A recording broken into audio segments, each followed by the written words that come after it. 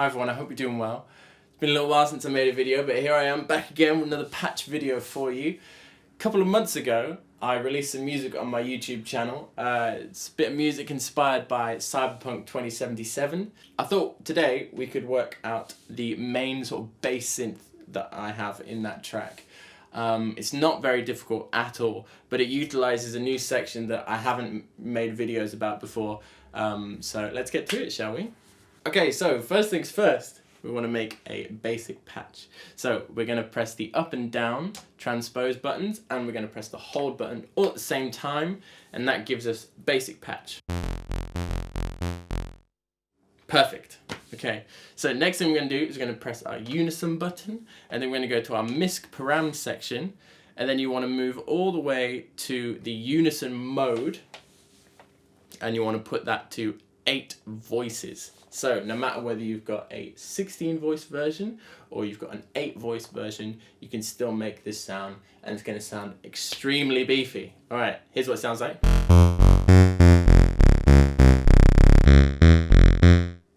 Nice, love that. Okay, cool. Next thing we're going to do is we're going to move over to our oscillator section. So we're going to do oscillator mix exactly halfway, and then we're going to press the shape button to get our sawtooth on both of our oscillators. So it's going to sound like this. So basically no difference, but there is a reason why, because if you go over to our oscillator frequency section, we're going to start with oscillator 1 is going to be moved to C3, and oscillator 2 is going to stay on C2. Okay, so it sounds like this now. Alright, cool. So a little bit different, just gives us a little bit of octave displacement, so it can sound a little bit more fat and nice and lovely. Okay, next thing we're going to do is we're going to move on to our oscillator slop knob, and we're going to put that somewhere between, I don't know, 20 and 30. I'm going to stick to 25. So it just makes it sound a little bit detuned, but in a more natural way, rather than like fine-tuning the knobs and having them directly detune. It's a little bit more uneven and more like an analog synth would produce rather than something that a digital synth would produce. Alright, so the next thing we want to do is we want to go over to our sequencer section. So at the moment the light is on the poly bit, so we're going to press the type button, and that's going to put it to the gated part of it. And then we're going to move our track knob to the right one, and that's going to get your sequence 1 destination. We want to put that to FX param 1. Okay, so what's happening now is the synth is sounding like this. Okay, so by gated is basically resetting the sound. So it's imagining you playing it like that all the time, but instead you just have to hold one note on, it's fine. Then we go over to our effects section, because currently effects param 1 isn't assigned, there's nothing going on. So we're going to turn our effects on, and then we're going to move our select knob all the way over to the right, so we get our high pass filter. So it sounds like this at the moment. If I move the cutoff, which is on param 1, the cutoff knob to the right and then back, it'll sound like this.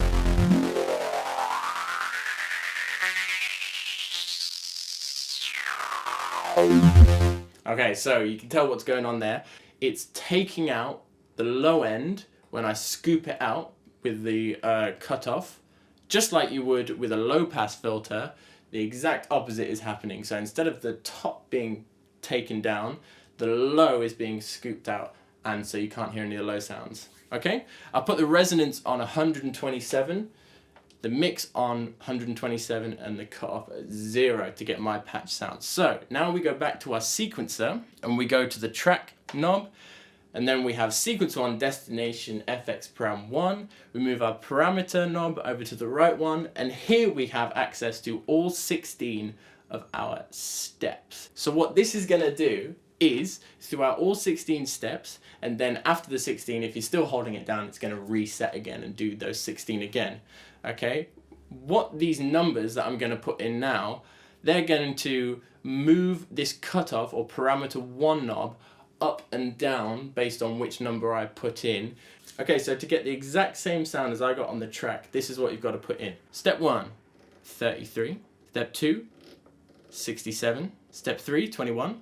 Step 4, 17. Step 5, 10. Step 6, 8. Step 7, 4. And then step 8 all the way to step 16, we're going to keep it on 0 because we don't need it doing anything. But if you would like to make any changes to these numbers or anything like that, please feel free to do it or make the sound more unique to you. Okay, so at this stage, it should sound like this.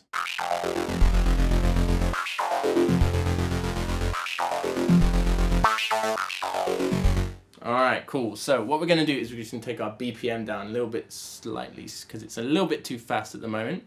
So we're going to put it on 100.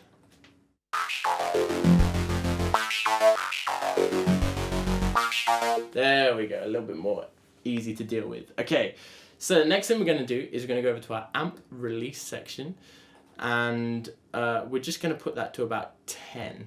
Because at the moment it's a little bit open. So what we do by moving the release to about 10 is it gives us more of a stopping sort of sound each time.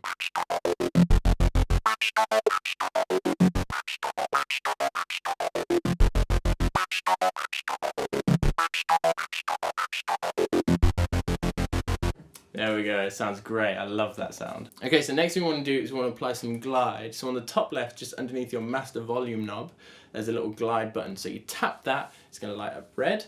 And then we want to do the rate and time next to it. I'm going to put that dead at 12 o'clock because that's not going to make it move that much. But we just want a little bit of glide between the notes so it's not too harsh. It sounds like this.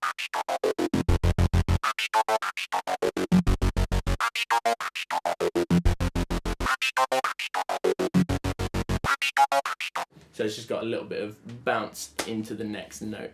The only extra little things I've done is in Logic Pro, I have applied some overdrive. I've got a tiny little bit of reverb in there. There's some compression on there just so I can get that sidechain compressed sound. That's what basically whenever the kick comes in, the sound of the synth will duck out, so it's going to sound like this, like ba-da-da, ba-da-da, ba-da-da, that sort of sound. Okay, and then the next thing is there's a tiny little bit of EQ on the bottom end, just boosting the low frequencies. Okay, so that's basically it. If you want to do a little bit more editing and make it a little bit more unique to you, then there's a couple things that you can do. But by all means, just do whatever you want to do. You don't have to follow me directly or completely with this. So what I'm going to do is I'm going to go back to my sequencer section and I'm going to move the track knob to the right. And I'm going to do it so I get to sequence 2 destination instead of sequence 1 destination.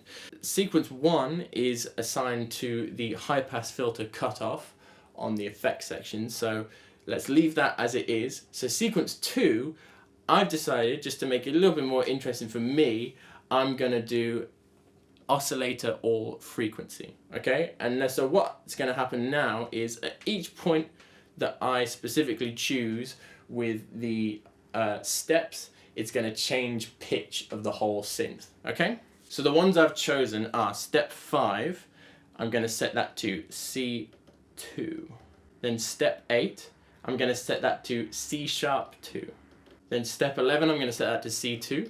Then step 14, I'm going to set that to D#1. And then step 14 to step 16, I'm going to keep those all at D#1. Okay, so it should sound like this now.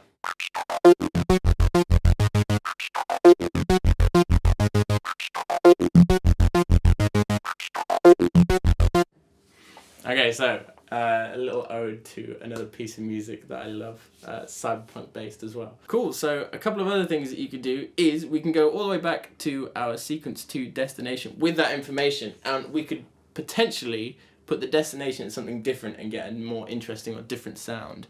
So why don't we try the pan destination? I have no idea what's going to happen, but let's just see what happens here.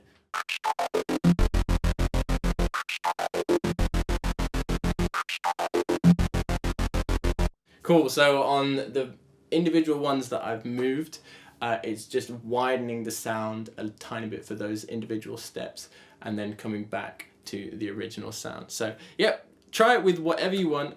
You can also do, instead of oscillator all frequency, you could do something like oscillator 1 or 2 frequency could be moved, so that one of the oscillators is carrying on just playing that one note, and then the other oscillator is moving along the steps when it needs to. And that's everything for this one. So I hope you've enjoyed it. I hope you got something out of it. I hope it's given you some inspiration in some way or another. I'm going to try and do a couple more videos on that track with some of the other synth sounds. So if there's anything that you specifically want me to recreate in a video so you know how to use it, watch the video, give me a timestamp in the comments, and I will see if I can make something along those lines. But yes, stay tuned. I'll catch you in the next one. Take care. Bye bye.